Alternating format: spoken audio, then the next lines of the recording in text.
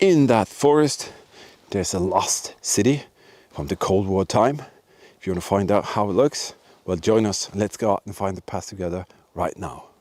After the Second World War, Red Army thundered in through Germany.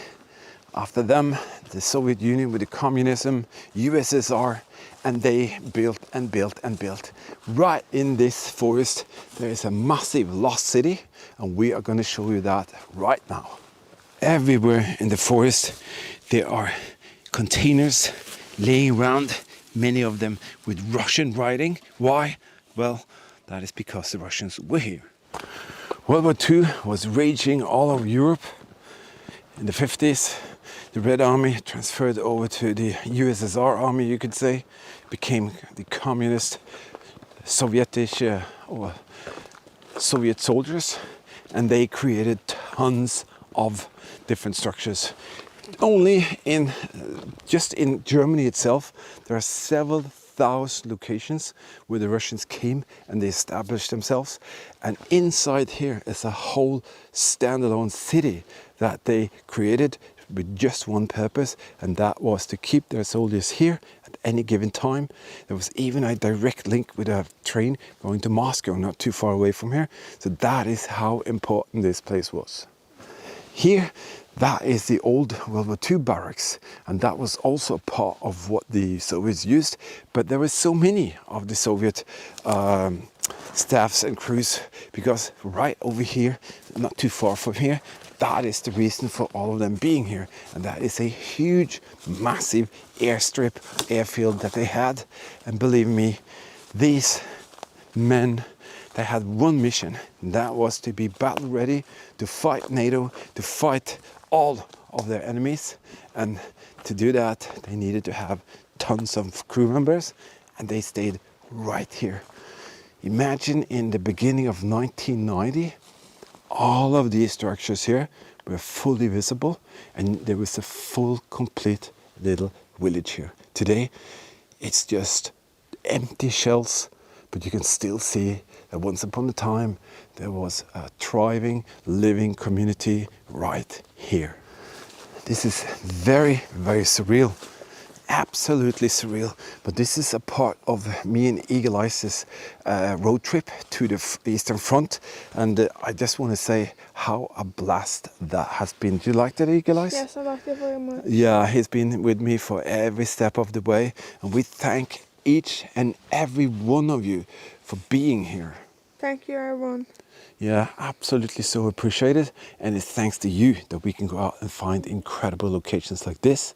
And why don't we go inside one of these derelict building complexes and see how they lived. So I guess that could have been a doorbell or electrical connector, or maybe a switch for a light. And then when you come inside, all you see are very, very typical building structures and techniques that they used. The Russian could slam up one of these high-rises within just a few weeks.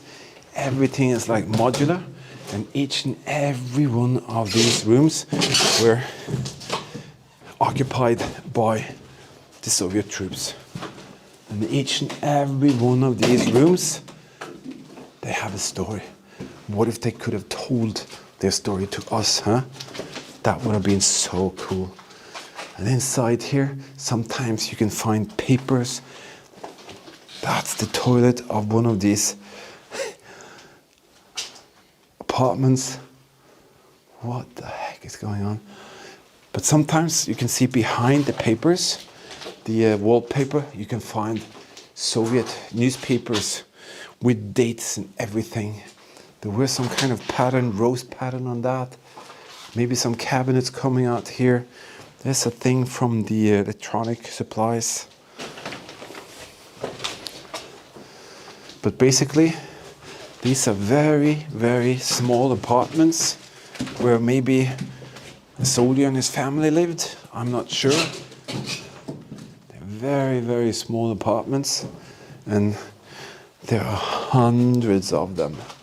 Just hundreds of them.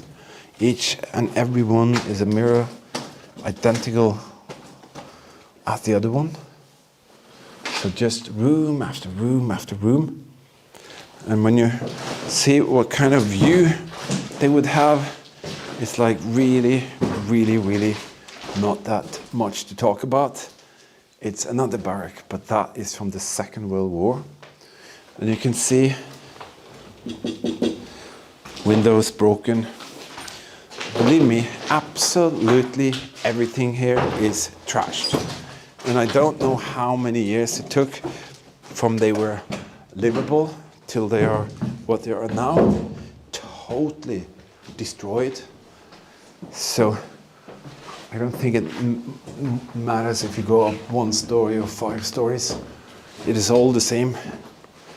Just trashed apartments. Oh, look at this. But once upon a time, these were the living quarters for these humans, because they were soldiers, yeah, but they were humans as well. But they really didn't need much, did they? They worked for the Russian authorities. They did their duty, and this lost city was their home.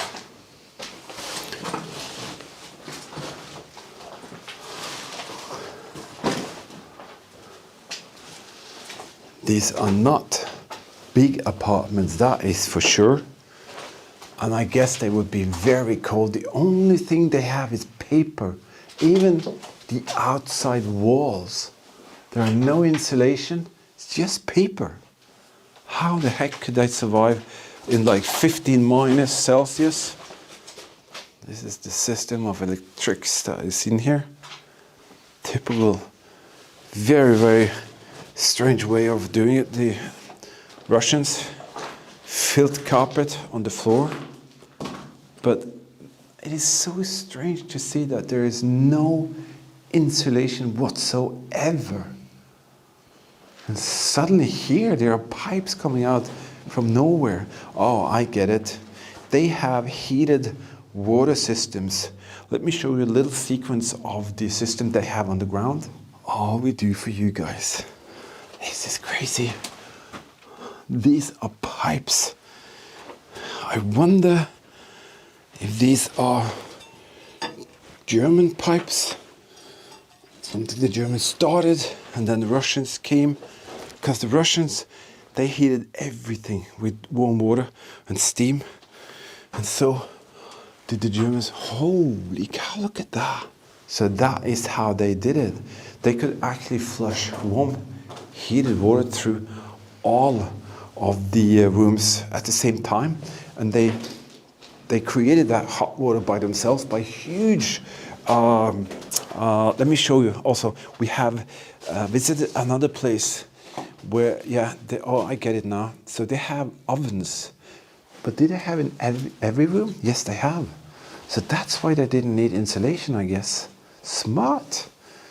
But we visited a special place where we saw the boiler room for one huge complex of the what used to be the Luftwaffe in the beginning, and then became, this one has 2 rooms, like 2 living rooms next to each other with this opening here. So probably a bit better, larger. But as I said, take a look at this little segment here. I'm kind of like stunned because I wasn't expecting the huge things that are there. Well, yeah, that's the boiler room that produced the hot water supply that supplied a camp of 2,000 soldiers. 2,000 soldiers were living there, and they were fed with that warm water 24/7, and one can only guess how much that cost to run, but I think they used either electricity or they used fossil fuel. All right, let's go outside and check it out a little bit more. Did you know that you can become a World War II History Hunter team member and the artifacts here could be passed on to you in this manner and fashion here by creating beautiful World War II dioramas and displays? You can be the future keeper of something very, very special by the history and the history hunting that we share together.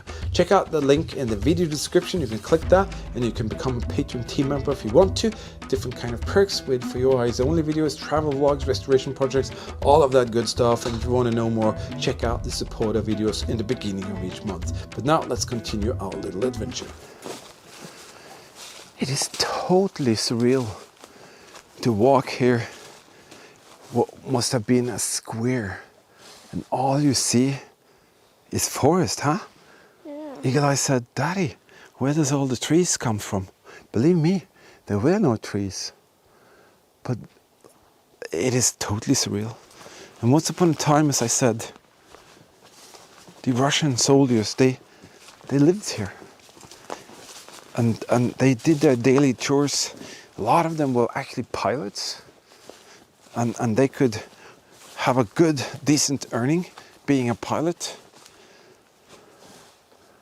And then they could travel home maybe for free, back to maybe Moscow or Russia or whatever.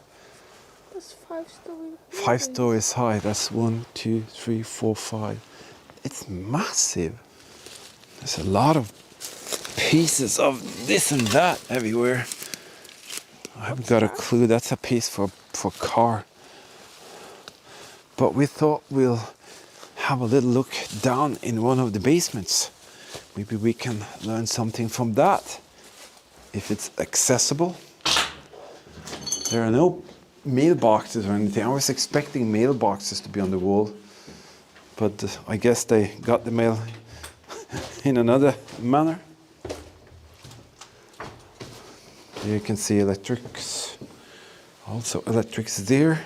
I was hoping maybe we can see if, yeah, there is some of the heating system. You can see that? It's a long hallway. See that? Heating system all the way. Oh my goodness, that's like 100 meters down there.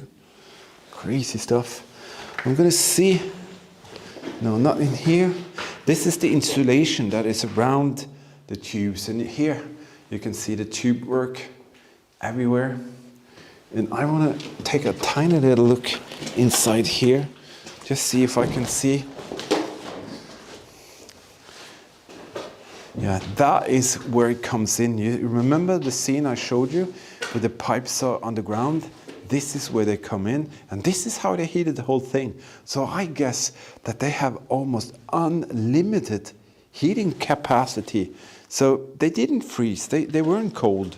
They just ramped up all of this hot water, and in that way, they had a good living here. More pipes, more electronics, totally smashed. And there you are. There's the Russian writing. See that?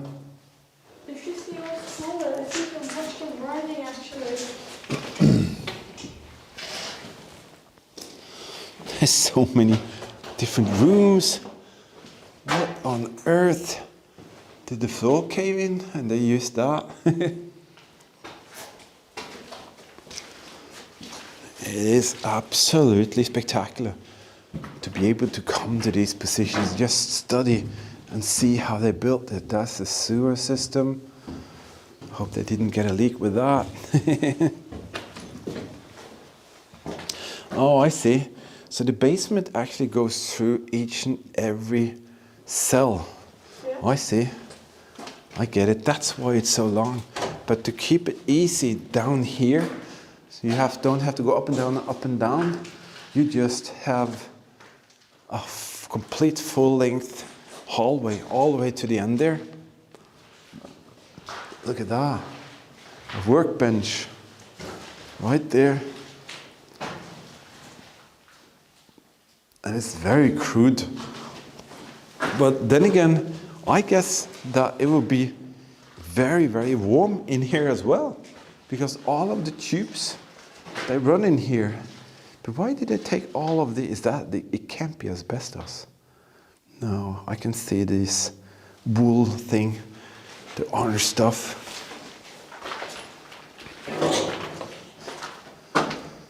So that's basically it for the basement.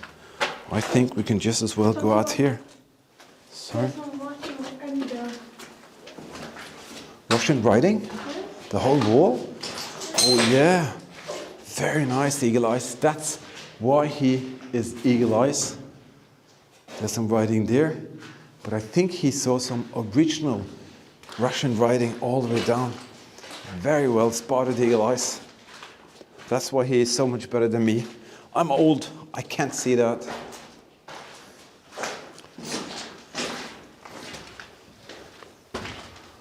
Haven't got a clue whether that is time frame correct or somebody did that later.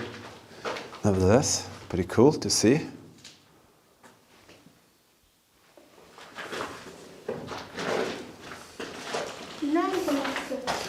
There's a little light.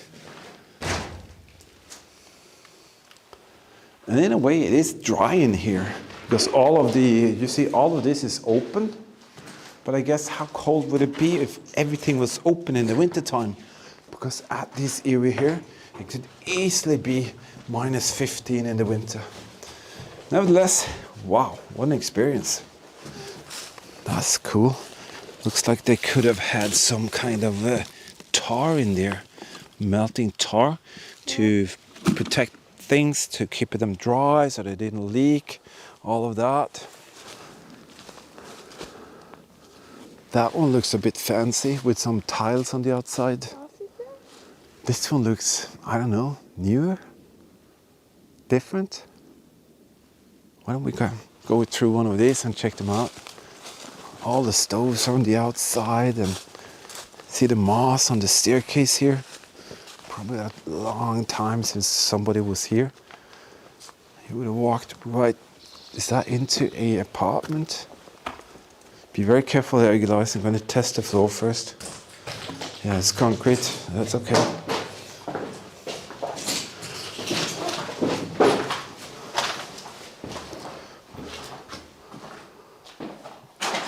Is it the same? Just lower buildings? I think it's just the same.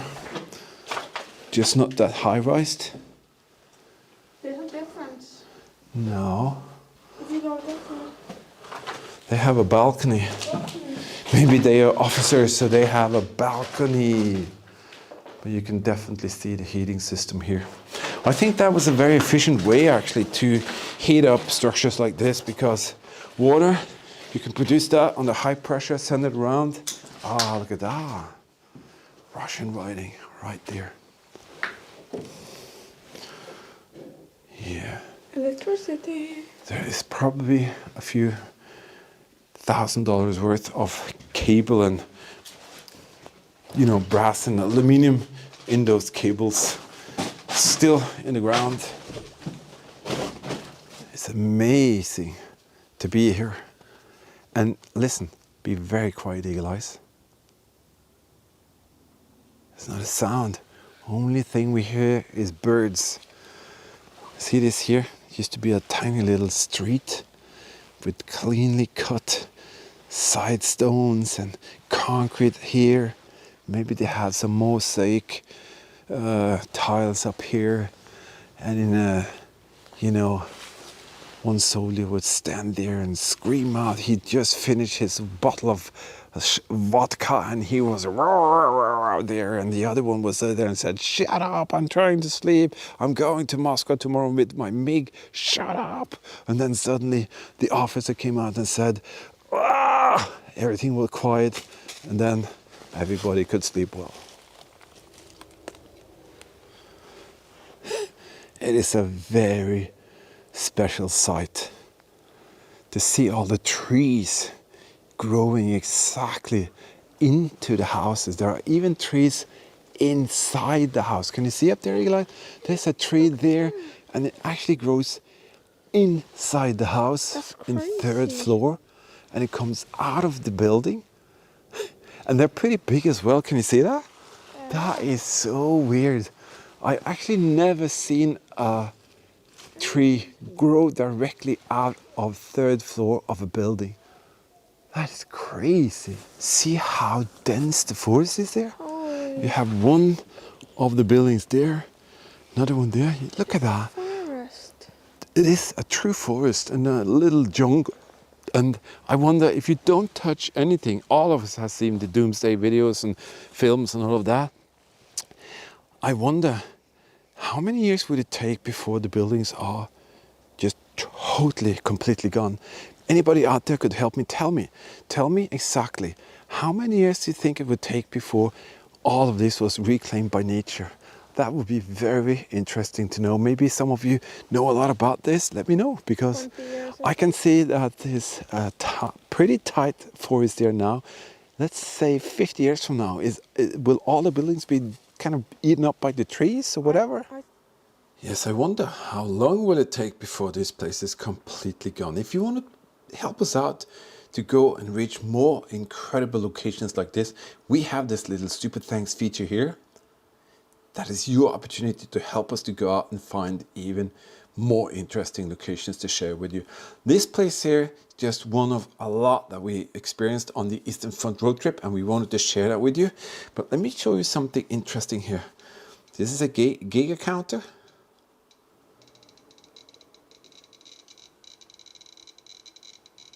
That's coming alive. Well, there are more. We experienced something really, really special in the area of the Eastern Front, and I can tell you there are some very, very nice surprises coming up, and Geiger counter needed, because we did a lot of very special discoveries here. This thing here is from a former Russian helicopter base, nuclear bunker kind of site. It has got Russian writings on it. It's a computer kind of something from the Cold War. So there's a lot of interesting things out there, and we want to share more with you. Thank you for being here. Thank you for watching, subscribing, commenting. Thank you for taking time to maybe do something like this. Help us out. The YouTube algorithm is not kind to this kind of content that we have. So we really need your help. So watch the videos in full, and the YouTube algorithm will help us to reach even more people. But as I said, this place is incredible. And it's very sad that rumors has it that within 3 to 4 years, it's going to be completely torn down. So maybe that was last time an opportunity we had to go there and share it with you, but we're very, very glad we had the opportunity to do that. It's because of your kind support that we can. So thank you again for helping us out to reach and go to more locations. All right, we'll definitely see you out there in the next one. Stay safe, keep smiling, and before you know it, we're going to share another adventure with you.